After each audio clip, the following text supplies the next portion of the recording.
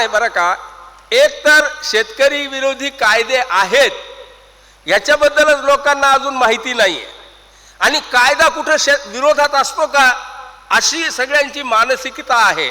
त्यामुळं प्रचाराची अजूनही नितांत गरज आहे. या आत्मक्लेशाच्या पर्वातून आपण अजून जास्तीत जास्त लोकांपर्यंत पोचलं पाहिजे. मी हेही स्पष्टीकरण केलं पाहिजे.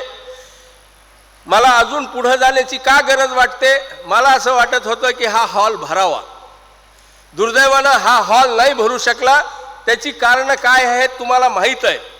चलनाचा अभाव, म्हणजे देशाच्या नाही जगात कुठल्याच देशामध्ये एवढी चलनाची टंचाई कधी इतक्या काळ भासली असेल असं मला वाटत नाही. त्या काळामधून आपण चाललेलो आहोत. त्यामुळं 2000ची नोट घ्यायची, पण ती पण पुन्हा बाजारात चालत नाही अशी नोट ती घ्यायची 2 तास लाईनीमध्ये उभा राहून. असे 2-2 दिवस उभा राहून राहिलेले लोकसुद्धा इथं आलेले दिसतात. ही एक प्रतिकूलता आहे, परीक्षेचा काळ आहे. आणि सगळ्यात महत्त्वाचं म्हणजे किसान पुत्राचं अवेअरनेसचा प्रॉब्लेम आहे. आपण त्याच्यापर्यंत पोचण्यामध्ये कमी पडलेलो आहोत. आपण जास्तीत जास्त त्याच्यासाठी पोचलं पाहिजे. मूळ मुद्दा हे आहे, आपल्याला आपण इथं जितके लोक आहोत त्यांना हे माहीत आहे की आपला शेतकरी विरोधी कायदे हीच खरी साखळी आहे. ह्याच्यावरच प्रहार केला पाहिजे.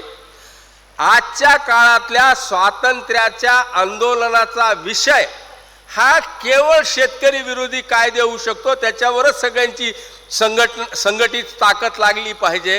हे आपल्याला कळतं.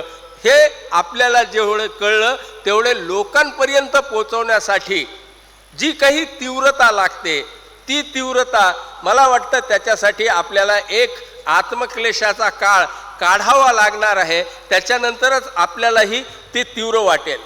दुसरी गोष्ट अशी की प्रचाराचं काम झाल्यानंतर सुद्धा आपल्याला हे सांगण्याची गरज नाही, आणि मी आपण अनेकदाही सांगितलेलं आहे, आम्हाला राजकारणाचं वावडं नाही आहे.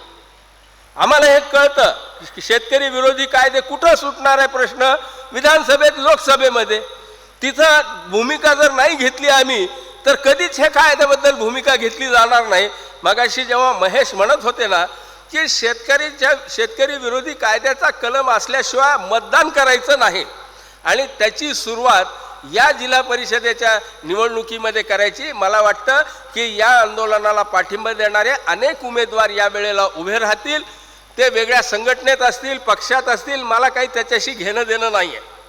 तुम्ही कोणत्या पक्षात आहात आणि कोणत्या ह्याच्यामध्ये, आजच्या घडीला मला असं वाटतं की जो कोणी जिथं कुठं असे ना का तो जर शेतकरी विरोधी कायद्यांच्या बाबतीमध्ये सक्रिय असेल तर तो आपला भाऊ आहे, आपला मित्र आहे, आपला सखा आहे असं समजून आपण त्याला पाठिंबा देऊया. ही एक भूमिका मला तुमच्यासमोर मांडायची होती, महत्त्वाची. आता इथून आपण किसान पुत्रांचे जे भाषणं होतील त्यांनी मुख्यतः की ही लढाई जिंकण्यासाठी काय करायला हवं वेगवेगळ्या सूचना द्या. आपण त्यांचाही विचार करू. धन्यवाद.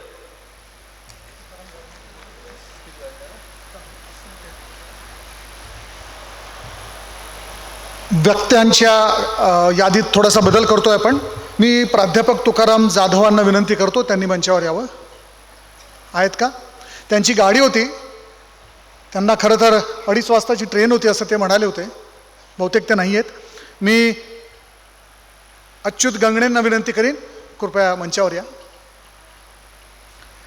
आपले काही कार्यकर्ते असतील तर जरा इकडे या. जरा आपण हे पोडियम इकडे मध्ये घेऊया.